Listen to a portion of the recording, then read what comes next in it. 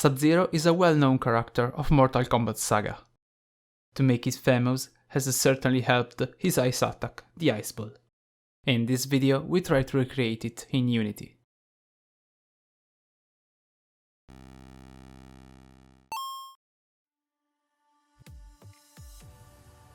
At the beginning of the animation, Sub-Zero throws an ice ball composed by a 3D model and a smoke trail. At the impact, an explosion based on two particles effects occurs. One forms smoke and the other the stone that crumble. Then the enemy starts freezing. The ice effect shader starts from the impact point and spread outward, covering with a white color the enemy. The shader also creates a small ice crystal on the 3D models of the enemy. In the end, the ice gradually disappears and the ice stones are emitted once more.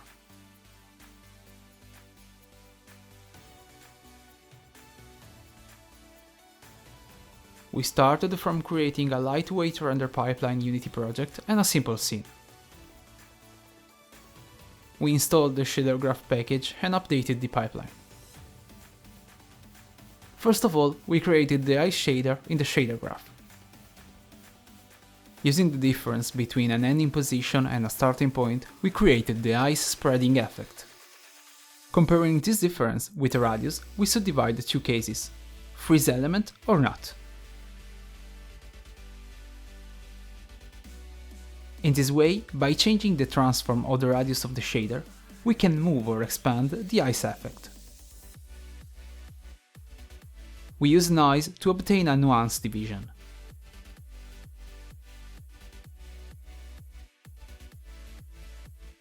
After these operations, we added all the classics material properties: texture, metallic, smoothness, normal and base colors.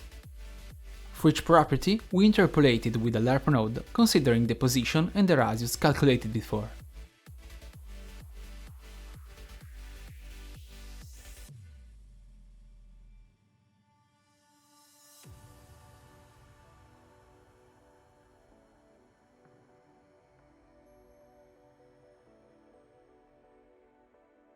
After several attempts, we create a nice texture that satisfied us. The important thing to achieve a great overlap effect was to find a good balance between white and black colors.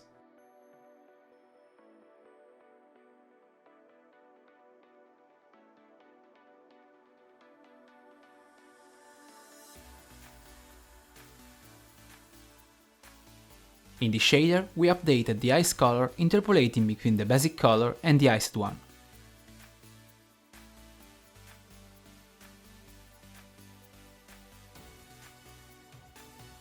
From Mixamo, we downloaded 3D models and the animation. Once imported in Unity, we created an animation controller. With our custom shader, we created two materials for the model. In this way, expanding the radius created the freeze effect.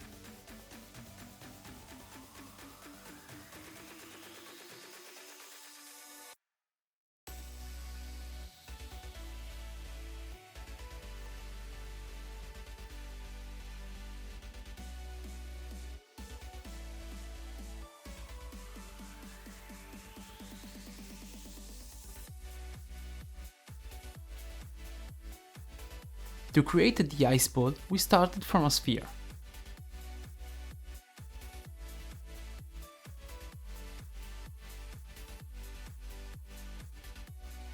Also, we create stone and crystals on Blender. These are used in the ice ball, in the particles effect, and on the enemies model.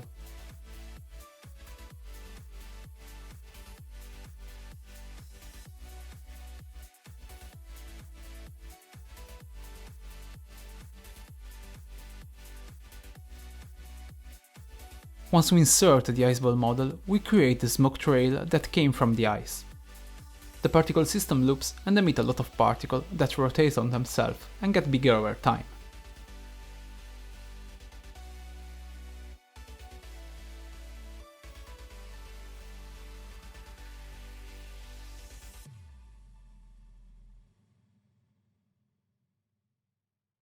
Using the colors alpha, we made them disappear.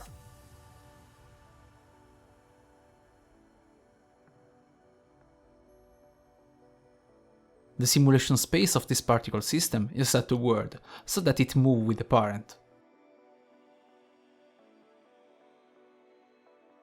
In the iceball script, we instantiated the iceball and added a force.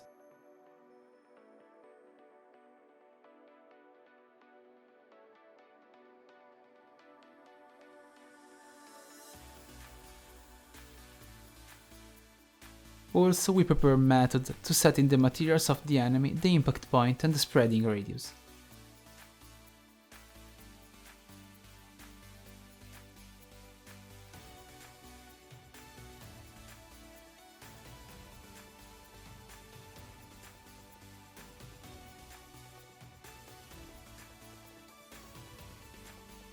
The radius gradually increased through a coroutine, creating the diffusion effect that we want.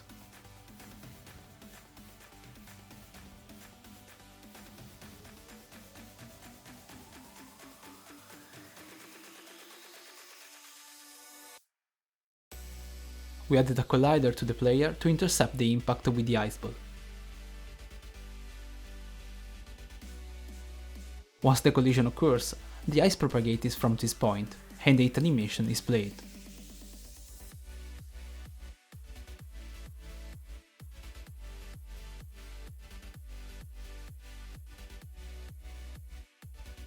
The frozen enemy stops his animation for a few seconds, and then he unfreezes.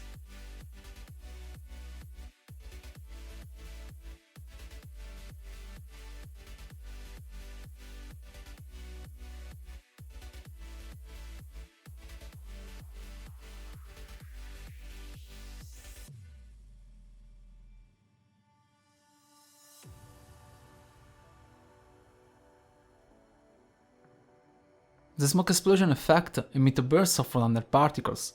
These have a spherical shape and a short life.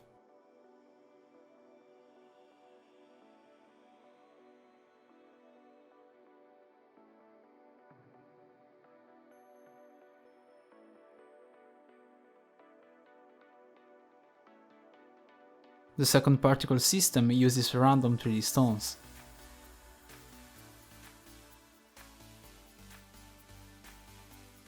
These stones have an iced material.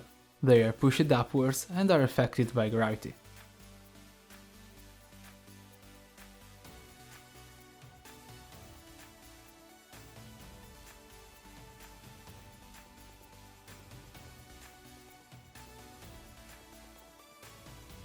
The last particle system is a copy of the second one, but with fewer number of elements. In this case, the emission comes directly from the character mesh.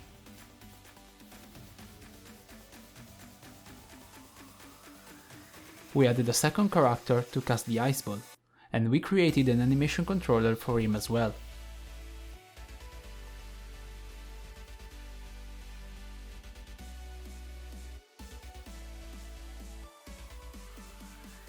In the animation, we found the perfect moment to spawn the iceball. We added at this point an event and used a little sphere to calculate the spawn position.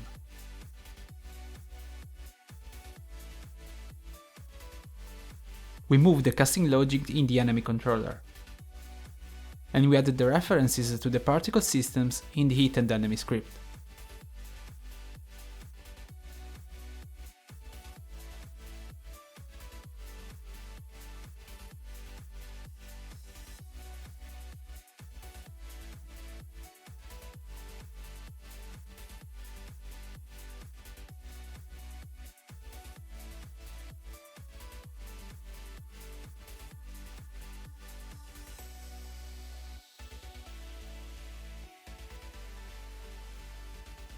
We decorated the characters with two different colors.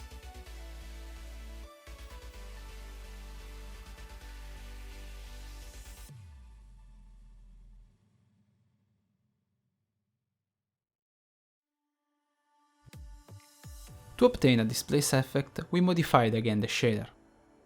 We moved the vertex position using the normal vector and the voronoi noise. Then we exposed these parameters to control them from the inspector.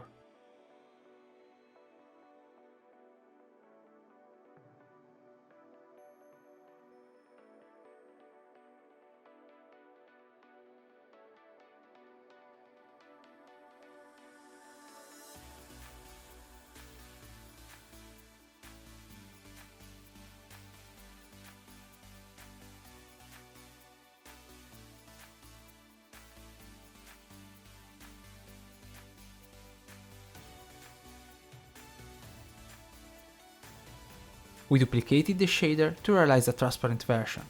Here we added the alpha channel using the same logic used before.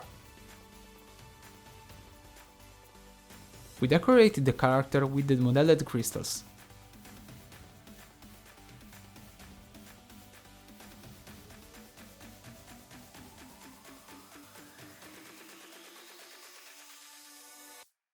We assign to each crystal the transparent version of the material, so they appear only when the char is frozen.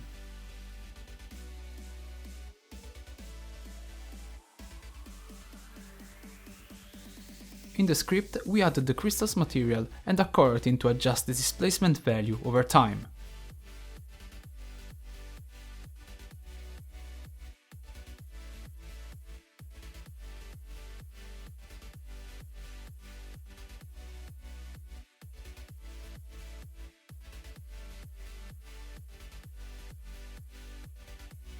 After a bit of bloom, this is the final result.